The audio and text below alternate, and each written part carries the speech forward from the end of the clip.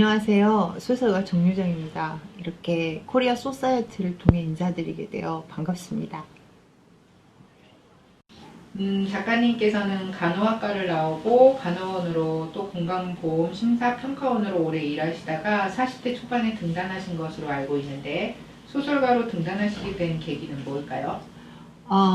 특별한 계기가 있는 게 아니고요. 저는 어렸을 때부터 작가가 꿈이었어요. 작가가 꿈이었는데 어머니가 굉장히 반대를 하셨어요. 그래서 어머니 반대를 못 이기고 간호대학을 갔는데 20대 때는 또 제가 어머니가 돌아가시는 바람에 집안의 가장이 됐고, 그래서 하고 싶던 어떤 문학 공부를 하지 못했어요. 그래서 지금 남편하고 결혼을 할 때 나중에 결혼해서 집을 사면 그때는 직장을 그만두고 나는 작가가 되겠다, 그런 약속을 미리 해뒀었는데 진짜로 36살에 집을 샀어요.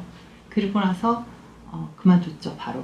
그리고 이제 우리나라는 등단 제도가 있다 보니까 이 등단하는데 세월이 한 6년 정도 걸린 것 같아요. 그러면 등단하시기 전에 직장 생활을 하시면서 항상 습작을 하셨나요? 네, 등단하기 전에도 책을 3권 냈어요. 습작했던 소설들을 책으로 내준 출판사가 있었는데요. 그게 한 3권 돼요.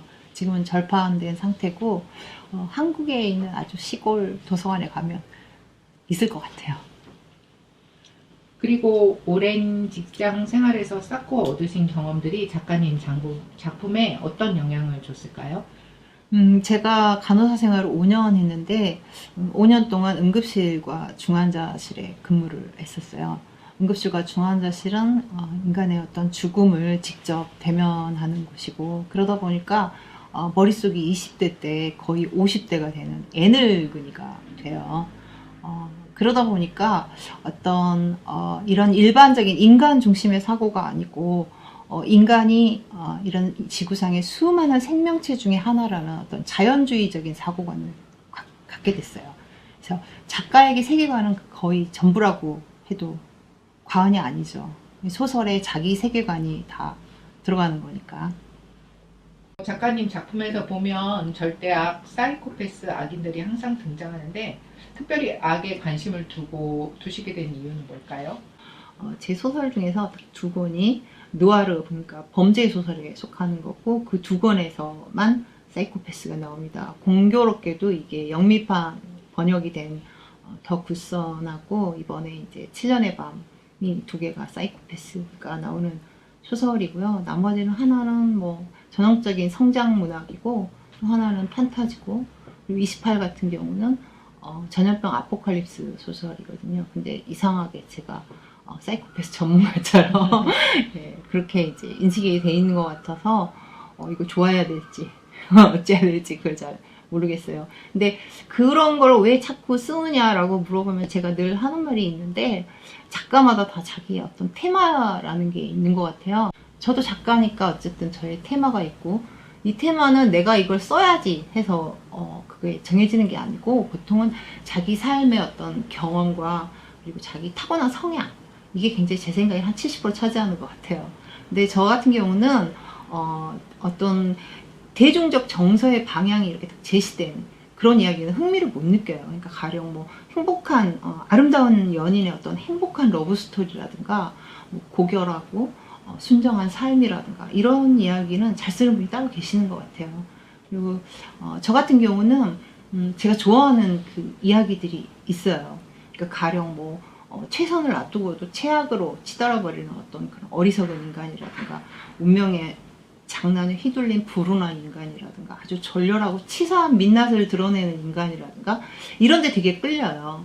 이런 데 끌리다 보니까 이런 파트의 이야기를 다루는 장르에 가장 적합한 것이 스릴러예요, 보통.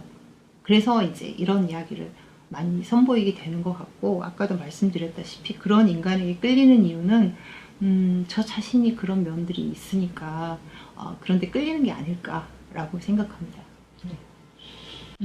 악을 알면 악에 대처할 수 있다고 하셨는데 이렇게 인간을 추악한 어떤 의미에서 보고 싶지 않은 면들에 대해 쓰시는 거, 그게 왜 중요하다고 생각하시는지. 보고 싶은 것만 보고 믿고 싶은 것만 믿고 살았다면 아마 인간은 아직도 사바나에서 풀뿌리를 캐먹고 살고 있을 거예요. 보고 싶지 않은 거, 외면하고 싶은 것을 보게 하는 그거를 저는 내면의 강인한 힘이라고 생각하고, 그걸 길러주는 데 있어서 가장 좋은 것이 문학이라고 생각해요. 어떤 타인의 이야기를, 결국은 문학은 타인의 이야기인 거거든요. 이 타인의 이야기를 통해서 타인에게 이입함으로써 내 자신이 되어서 타자의 삶을 살아봄으로 해서 통찰력, 새로운 통찰력이 생기고, 이 통찰력이 바로 자기 삶을 살아가는데 어떤 인생의 카탈로그 같은 것이 돼주는 거거든요. 그래서 우리가 어렸을 때 모든 것을 다 경험하고 살 수는 없기 때문에 책을 많이 읽으라 하는 이유도 바로 어떤 타자의 삶을 살아보자 하는 거거든요. 그래서 저는 그게 문학의 본질적인 거라고 생각해요.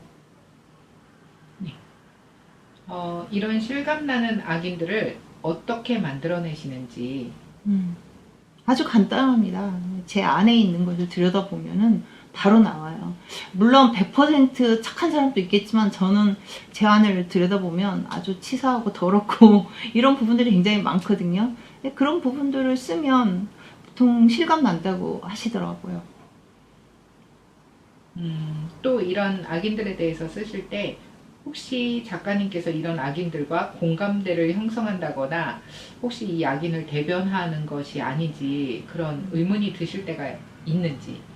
그런 의문을 가지면 안 되죠. 진짜로 제가 악인이 돼야 하고 제가 악인이 되어서 저 자신을 변호하는 듯한 그런 식의 글이 나와야 하기 때문에 그런 의문을 가지면 안 되고, 악인이 되려고 오히려 애를 써야 하는 거죠. 그래야만 실감나는 악인이 될 수 있는 거죠. 그리고 이제 읽는 독자 입장에서는 그런 의문이 들 수 있어요. 작가가 지금 나한테 아무리 악인이라고 해도 악인에게 어떤 서사를 부여함으로 인해서 악인을 이해해주자, 관용해주자, 이런 식으로 뭐 악인을 옹호하는 그런 입장에 서 있나라고 의심할 수는 있을 것 같은데, 제가 그렇게 쓰는 게 아니고 악인의 내면은 이런 것이다라고 보여주는 것이거든요. 근데 내가 이 보여주는 행위가 독자들에게 그런 의심을 사면 어떡하나라고 걱정이 된다면 저는 이 글을 쓸 수가 없어요.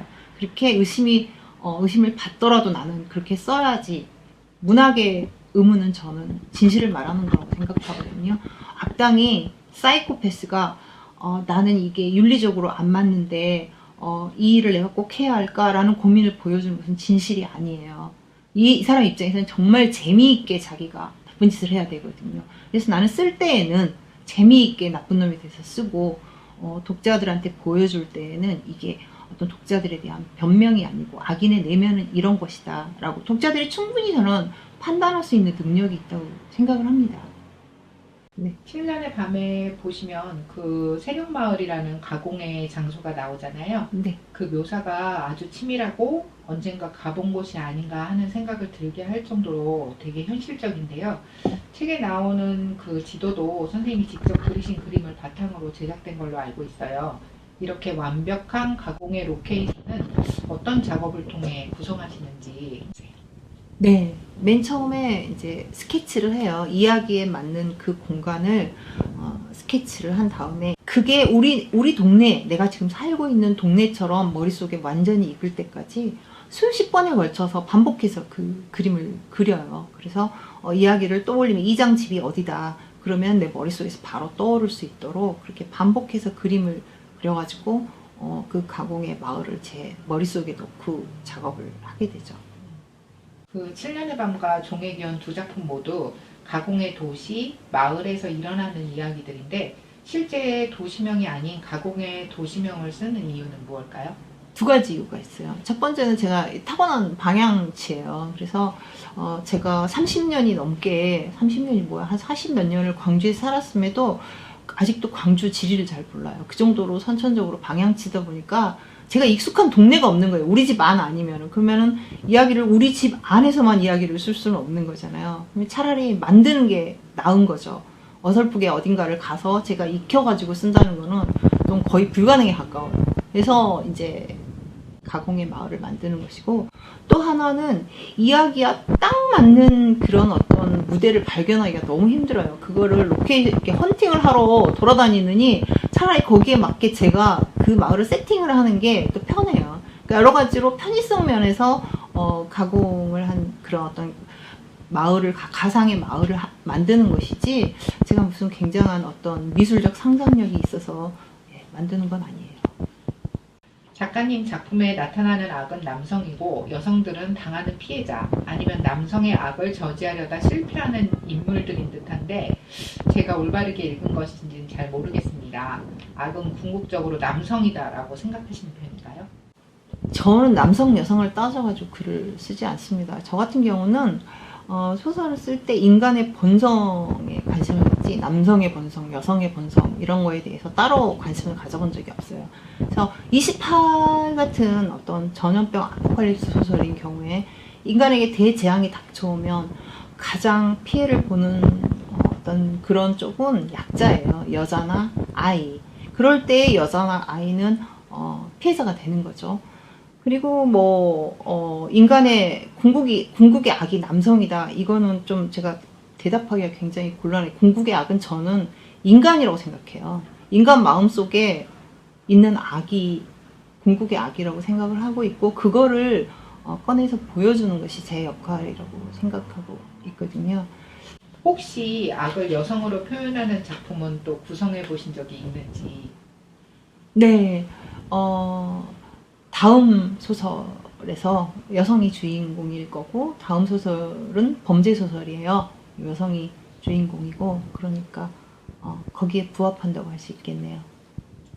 작가님 작품을 보면 살인과 미스터리가 주제로 나오는데 본인이 추리물 작가라고 생각하시나요?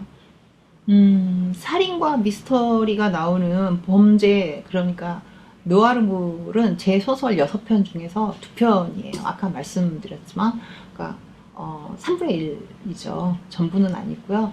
이 2편이 다 이제 영미권에 지금 번역이 된 상태거든요. 그래서 이제 설명을 굳이 드리자면, 추리소설과 스릴러는 조금 다릅니다.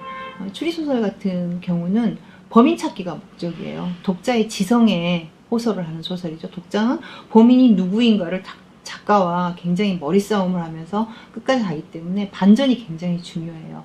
근데 제 소설은 보통 2개 다 읽어보신 분들은 아시겠지만 앞에서 3분의 1 안에서 범인이 누군지가 다 밝혀져요. 이런 경우에는 100% 스릴러라고 불러요. 우리는 스릴러는 목적이 생존 게임이에요. 내가 생존을 하느냐 못하느냐, 주인공이. 그래서 독자의 감성에 호소를 할 수밖에 없어요. 독자는 주인공이 돼서 내가 살아나와야 되거든요. 그 안에서. 그래서 독자의 감성에 호소를 하는 소설이고, 제 소설은 스릴러에 속해요. 그러니까 7년의 밤, 더 굿선 다 스릴러예요. 그러면 이런 식으로 작품들과 작가들을 어떤 장르에 맞추어 나누는 거에 대해서는 선생님이 공감하시는지? 글쎄요, 저를 추리 작가라고 부른다거나 스릴러 작가라고 부른다거나 그러면 굳이 그것을 고쳐줄 생각은 없지만, 저 자신은 그렇게 생각하지 않습니다. 저는 제 자신이 이야기꾼이라고 생각해요. 이야기를 잘하고 싶은 사람이고, 6권의 소설이 2권만 금방 말씀드린 대로 스릴러이고, 나머지는 여러 장르를 썼어요. 저는 제 자신이 이야기를 잘하고 싶은 사람이지, 추리 소설을 잘 쓰고 싶은 사람이 아니기 때문에 썩 달가운 호칭은 아닙니다. 작가님을 스티븐 킹과 비교하는 분도 있고 또 작가님께서 그분의 작품을 좋아하신다는 기사를 읽은 적이 있는데 가장 많은 영향을 받은 소설가나 혹은 작가가 있다면 누구일까요? 네, 역시 스티븐 킹이에요. 제가 어렸을 때 저에게 소설가의 꿈을 안겨준 사람이 있다면은 캔키즈예요. 15살 때 이제 뻐꾸기 둥지로 날아간 새라는 작품을 읽었고, 그 작품을 읽고 나서 소설가로서 내가 나는 나중에 어떤 소설가가 돼야 되겠다라는 생각을 갖게 되었기 때문에 캔키지가 최초의 꿈을 안겨준 사람이고, 그리고 이제 이야기에 A부터 Z까지 모든 걸 가르쳐준 사람은 스티븐 킹이에요. 물론 스티븐 킹은 저를 모릅니다. 네, 저 혼자 스티븐 킹의 소설을 보고 독학을 했는데요. 스티븐 킹이 가장 큰 영향을 미쳤고요. 문장으로서 가장 좋아하는 작가는 레이먼드 챈들러예요. 공교롭게도 미국 작가를 가장 다 좋아하네요.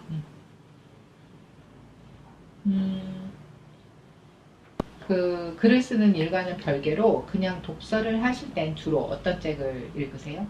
예, 저는 대중과학서를 좋아해요. 그 중에서도 인간을 가장 객관적으로 볼 수 있는 학문이 자연과학계 중에서도 생물이거든요. 생물학이거든요. 그래서 생물학 공부하는 걸 되게 좋아하고, 시간이 조금 더 나면 뭐 뇌과학이라든가 심리학이라든가 이런 책들도 보고, 어쨌든 소설보다는 과학서를 더 많이 보는 편인데 심오한 과학서는 못 봐요. 못 보고 대중적인 과학서들 되게 좋아하고 인문학서들 좋아해요. 번역은 또 다른 창작이라고 합니다. 현재까지 선생님 작품이 몇 개국 언어로 출판되었을까요? 네, 많이 된 책도 있고 조금 된 책도 있고 그러는데 일단 영미권에 나온 7년의 밤과 굿선의 경우에는 굿선은 21개국 정도, 그리고 7년의 밤은 12개국 정도 된 것 같습니다. 번역 작업 시 관여를 많이 하시는 편인가요? 아니요, 전혀 안 합니다. 네, 번역은 또 다른 창작, 어떤 그 창작의 한 장르라고 생각을 하기 때문에 제가 어떤 관여할 만한 여지는 없는 것 같아요. 다른 언어로 출판된 책을 보시면 어떤 느낌이 드세요? 제가 어렸을 때 기암성이라는 소설을 굉장히 좋아했거든요. 프랑스 소설인데 어린이들 소설이었어요. 청소년 소설이었어요. 근데 그 책을 읽으면서 그런 생각을 했었어요. 이 사람은 자기 책이 이렇게 한국에 이런 조그만 시골까지 와서 이 꼬마한테 읽히고 있다는 걸 이 작가는 알까? 그런 생각을 하면 되게 신기한 기분이 들었었거든요. 근데 제 책이 번역돼서 나오면 그때 들었던 그 신기한 기분과 되게 비슷해요. 내 책을 누군가 전혀 나는 모르는 나라의 사람이 어떤 기분으로 읽고 있을까를 생각해보면 책임감도 느끼고 또 좋아해 주었으면 좋겠다는 그런 어떤 기대도 생기고 그렇습니다. 6월 초에 제 7년의 밤이 미국에서 출간된다는 이야기를 전해드렸습니다. 공교롭게도 코로나19, 그러니까 팬데믹 시대에 여러분과 만나게 되었는데요. 무료하고 또 외로운 일상 속에서 제 소설이 어떤 오아시스 같은 아주 청량한 즐거움을 주었으면 좋겠습니다. 감사합니다.